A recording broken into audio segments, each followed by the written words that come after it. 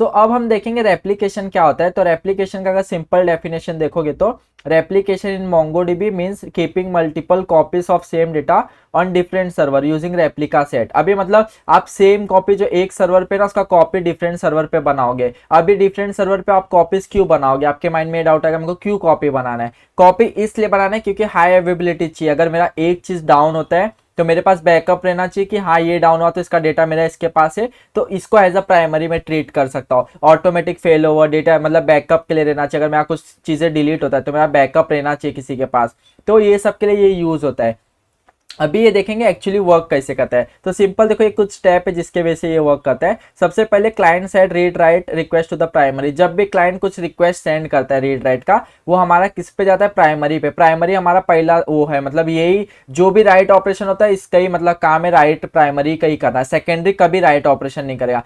Secondary बस आप read के लिए यूज कर सकते हो, बट प्राइमरी का काम होता है राइट ऑपरेशन करना, और प्राइमरी का काम होता है रीड भी कर सकते हो राइट भी कर सकते हो। तो primary perform the write and record every changes in the oplog. मतलब जब भी ये राइट होता है, अगर ये फ्लो देखोगे क्लाइंट सेंड क्या, समझो ये नेम इंसर्ट करने के लिए सेंड किया, तो प्राइमरी वो पहले स्टोर करता है डेटाबेस में और राइट करता है ऑपलॉग में। ऑपलॉग क्या होता है, ये ऑपरेशन लॉग होता है। ये पूरा ऑपरेशन मतलब जो भी आप एंट्री करो उसका लॉग बनाएगा।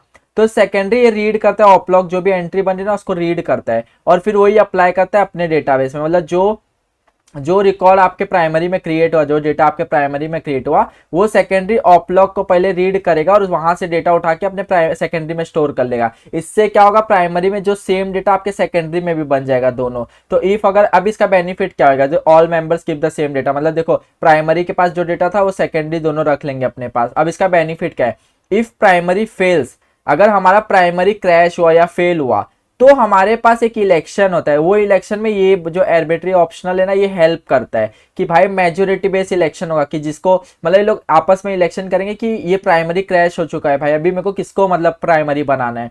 तो ये लोग इलेक्शन करके कोई एक सेकेंडरी को प्राइमरी बना देंगे। जब तक वो प्राइमरी नहीं बनेगा ना तो राइट ऑपरेशन नहीं हो सकता है। तो एक को प्राइमरी बनाना पड़ेगा जो राइट ऑपरेशन करेगा। तो मान लो ये लोग ने इलेक्शन किया और ये जो सेकेंडरी है ना इसको प्राइमरी बना दिया। सो इससे क्या होगा कि जो डाउन टाइम होगा वो नहीं रहेगा, कि एक से अगर ये मेरा प्राइमरी अगर बोलते ना डाउन भी हो गया तो ये मेरा सेकेंडरी प्राइमरी बन गया और सारे राइट ऑपरेशन ये परफॉर्म करेगा, और जो भी बैकअप है ये सेकेंडरी लेता रहेगा इससे।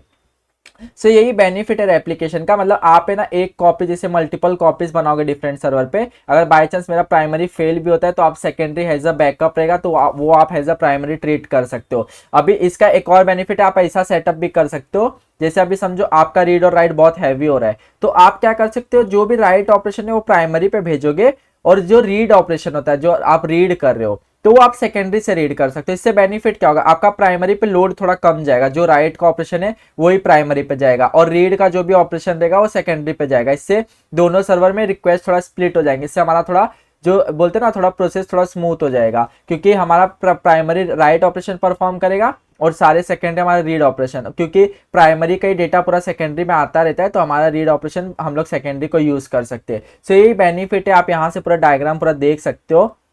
इसका बेनिफिट यही है, हाई अवेबिलिटी रहता है, system stay available even if a server fails. Even अगर हमारा सर्वर फेल होता है तो हमारे पास बैकअप के लिए सर्वर रहते हैं। ऑटोमेटिक फेल ओवर रहता है, replica set automatic elect new primary. अगर हमारा प्राइमरी फेल होता है तो ये लोग खुद में इलेक्ट करते हैं नया प्राइमरी, की कौन नया प्राइमरी बनेगा भाई।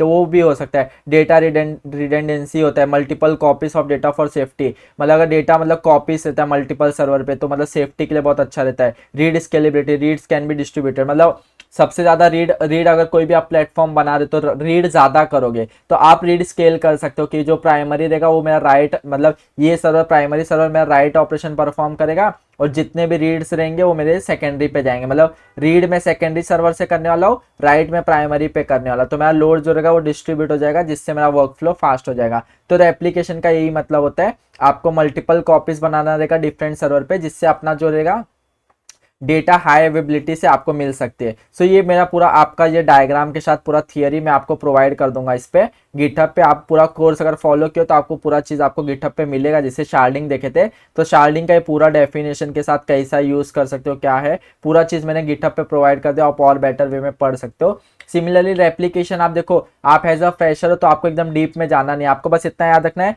कि ये कॉपीज बनाने के लिए यूज करता है। अगर प्राइमरी का कॉपीज सेकेंडरी में बनता है, बैकअप के लिए यूज होता है, हाई अवेबिलिटी के लिए। अगर एक फिल होता है प्राइमरी मेरा क्रैश होता है तो मेरे पास एक रहेगा दूसरा सेकेंडरी जो एज अ प्राइमरी बन सकता है, वो इलेक्शन होता है। ये सब चीज आपको याद रखना। अगर एक डायग्राम ही आप देखोगे ना, इसमें ही आपको 80-90% आपको क्लियर हो जाएगा। तो ये डायग्राम मैं आपको गिटहब पे प्रोवाइड कर दूंगा, आप उधर से चेक कर सकते हो। मिलते हैं नेक्स्ट पार्ट में।